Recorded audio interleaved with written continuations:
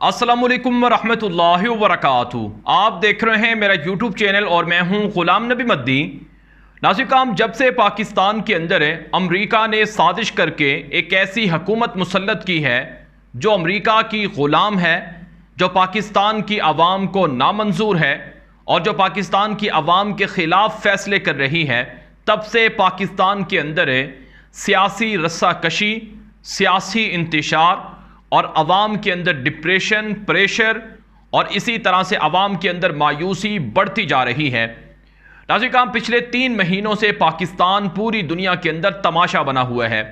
पाकिस्तान जो आज से 3 महीने पहले एक खुशहाल मुल्क था, एक तरक्की करने वाला मुल्क था, तरक्की के सफ़र पर रवा दवा था और पाकिस्तान के लोग मिसालें देते थे कि पाकिस्तान एटमी मुल्क भी है, पाकिस्तान के लोग गैरतमंद भी हैं कि जब कभी इस्लाम पर या जब कभी मुसलमानों पर कोई बात आए तो पाकिस्तान सबसे पहले आवाज़ बुलंद करता है।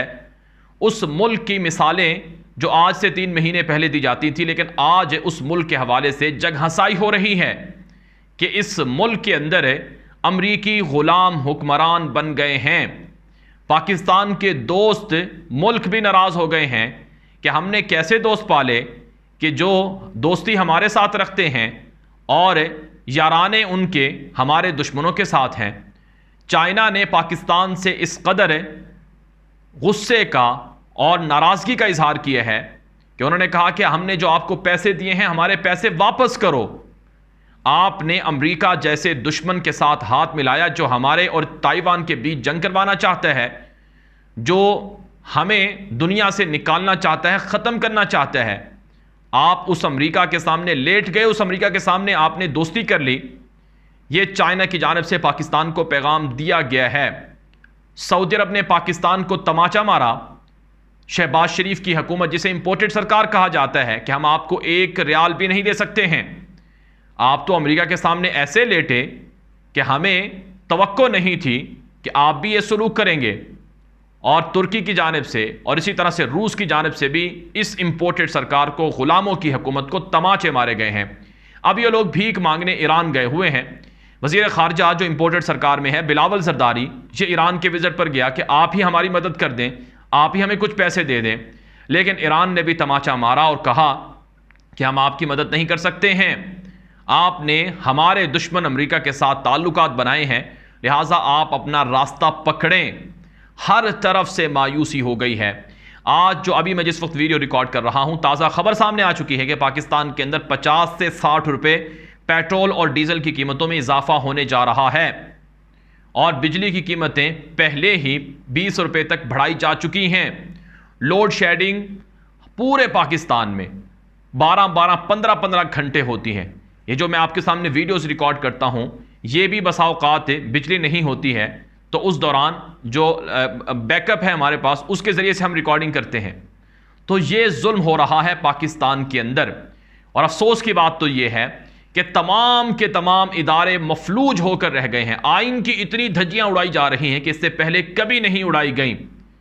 गोया कि पाकिस्तान की आवाम अमलन अब ये कह रही है कि इस मुल्क में अमलन मार्शल लॉ लग चुका है। यहां हुक्मरानी सियासतदानों की नहीं है, यहां पार्लियामेंट की कोई बालादस्ती नहीं है, यहां पर अवाम की राय का कोई एहतराम नहीं है। अवाम चोरों को नहीं मानती है, इंपोर्टेड सरकार को नहीं मानती है, उसके बावजूद भी इनको मुसल्लत किया हुआ है। और जो इशारे हैं, जो हालात हैं, वो ये बता रहे हैं कि ये जो इंपोर्टेड सरकार है ये एक जाने वाली नहीं है। और जो लोग इनको लाए हैं उन्होंने भी रस्से कस दिए हैं कि तुमने भागना नहीं है, तुमने यही रहना है और हम हर तरह से लड़ेंगे। तो अमलन पाकिस्तान की आवाम की राय को एक तरह से मस्ख कर दिया गया है और आवाम को एक तरह से अजियतों के अंदर डाल दिया गया है। और इस कदर हालात ये लोग ख़राब करना चाहते हैं कि हालात इतने ख़राब कर दें, बिजली पाकिस्तान के अंदर सिर्फ 1 घंटा मिले, आटा लोगों को खाने के लिए ना मिले, घी लोगों को खाने के लिए ना मिले, बिजली के अलावा पेट्रोल, लोगों को पेट्रोल के बारे में सिर्फ बातें हों कि हाँ पेट्रोल भी हुआ करता था, किससे कहानी बन जाए। इस तरह के हालात करने के बाद जब मुल्क अबतर हो जाएगा, खाना जंगी की दलदल में धंस जाएगा, फिर ये लोग डील करेंगे।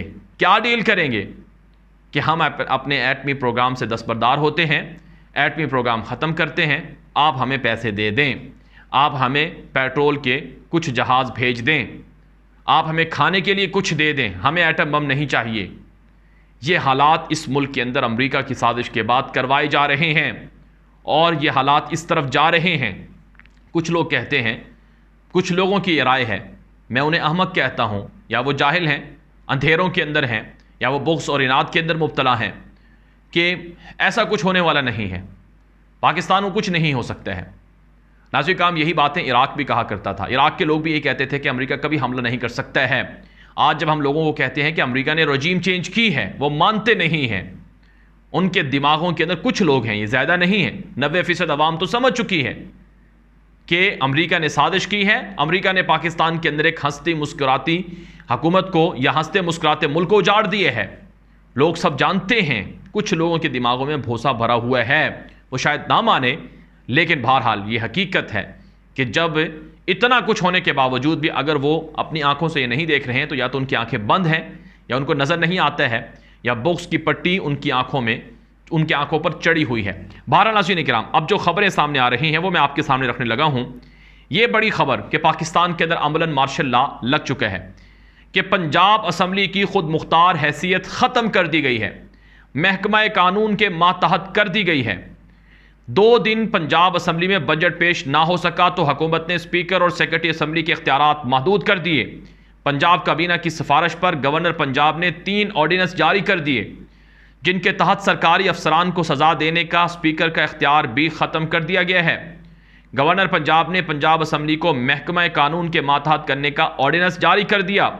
हुकूमत पंजाब ने पंजाब असम्बली को महकमा कानून का स्पेशल इंस्टीट्यूट बना दिया।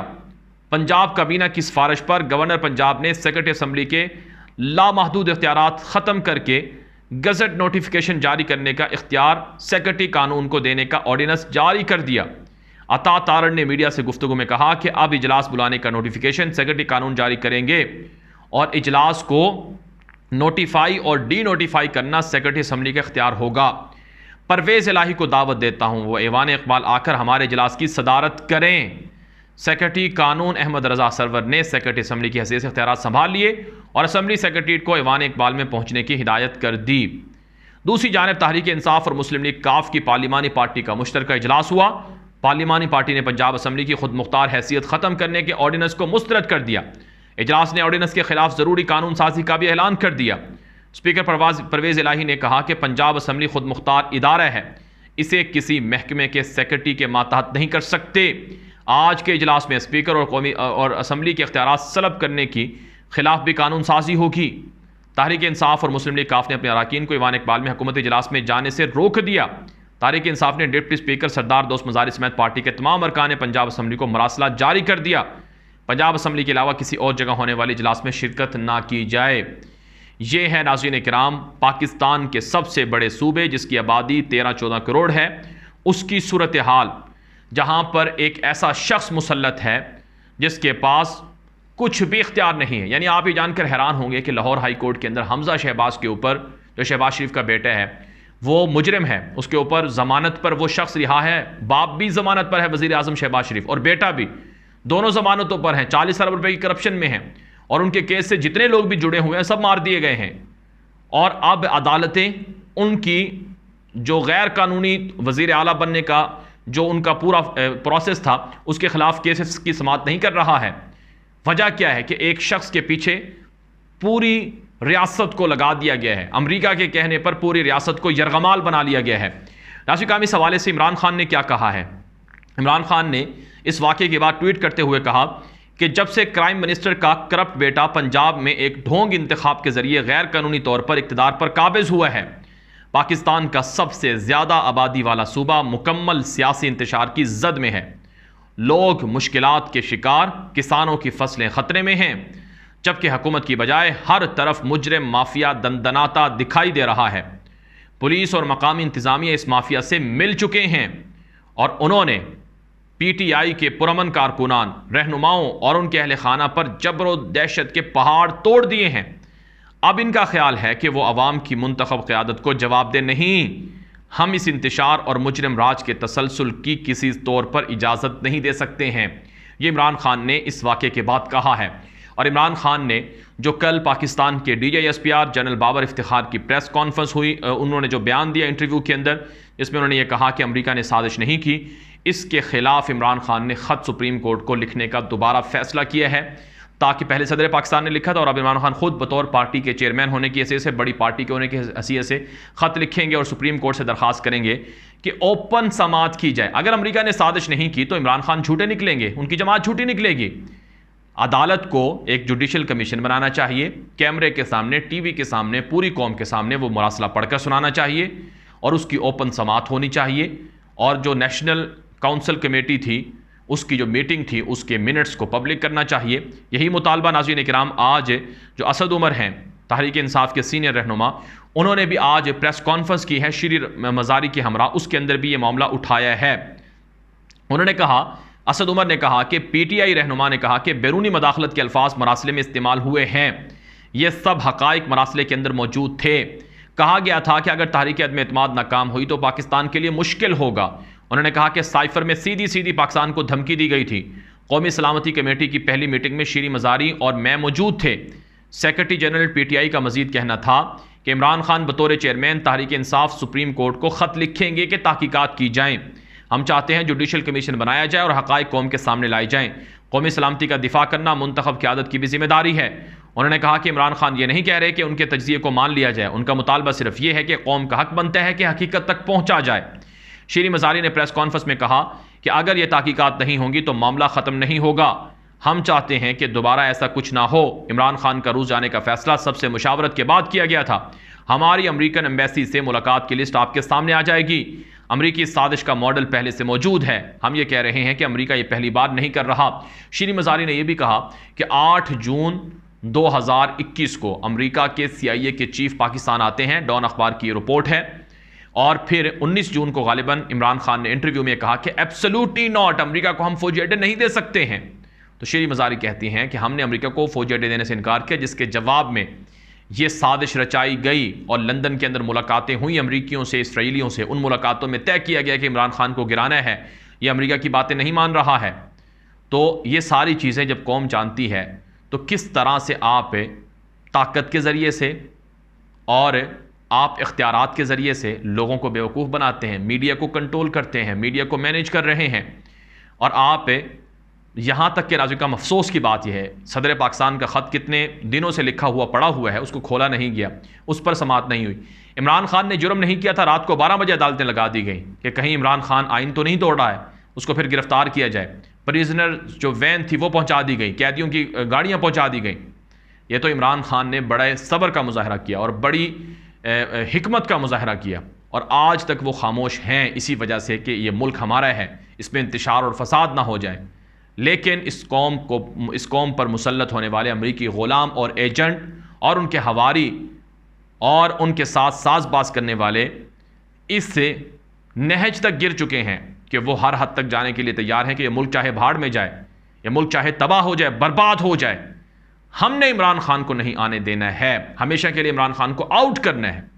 लिहाजा नाज़रीन किराम, पाकिस्तान की कौम की जिम्मेदारी है कि वो सच को समझें, हक़ को जानें, बातिल के खिलाफ डट जाएं। वरना याद रखें, जब आपका मुल्क पहले टूटा था 71 में, तो आज तक आप रोते हैं कि बांग्लादेश क्यों टूटा हमसे। याद रखें, अगर आपका एटमी प्रोग्राम छिन गया तो आपका हशर यूक्रेन से भी बदतर होगा। यूक्रेन के साथ तो फिर भी यूरोपीय रियासतें खड़ी हो गई, आपके साथ कौन खड़ा होगा? सबको पता है कि आप तो डॉलरों के एवज सब कुछ बेच देते हैं। गौर करें उस अंजाम से, उस इबरतनाक अंजाम से। अल्लाह ताला की जो नेमतें हैं वो हमेशा नहीं रहती हैं। जब आप नेमतों की नाकदरें करते हो तो नेमतें छिन जाती हैं। आपको किस बात का मान है? अल्लाह ने आपको मुल्क दे दिया है, इसका मतलब ये तो नहीं कि आप अल्लाह ताला की खुलेआम नाफरमानियाँ करेंगे ग़ुलामों के साथ, और जो बदमाश हैं, दहशतगर्द हैं, उनके साथ आप डील करेंगे। तो इसलिए अल्लाह ताला की नेमतों की कदर करें, वरना आपका हशर और अंजाम इराक, अफ़गानिस्तान, लीबिया जैसा हो सकता है। अल्लाह ना करे ऐसा, हम ये नहीं कहते कि ऐसा हो, लेकिन हम कहते हैं कि इनसे डरना चाहिए, ख़तरात को भांपना चाहिए और लड़ना चाहिए। ये वीडियो दोस्तों के साथ नशर कर लें ताकि वो भी मालूमात हासिल कर सकें। मजीद खबरों के लिए मेरा यूट्यूब चैनल न्यूज़ की दुनिया भी फॉलो कर लें और इसी तरह से हमारे व्हाट्सअप के नंबरों पर मैसेज करके हमारे ग्रुपों में भी शामिल हो सकते हैं, वहाँ भी आपको अपडेट्स और मालूमात मिलेंगी। अब तक के लिए इतना ही, इजाज़त दीजिए। अस्सलाम वालेकुम रहमतुल्लाहि व बरकातुहू।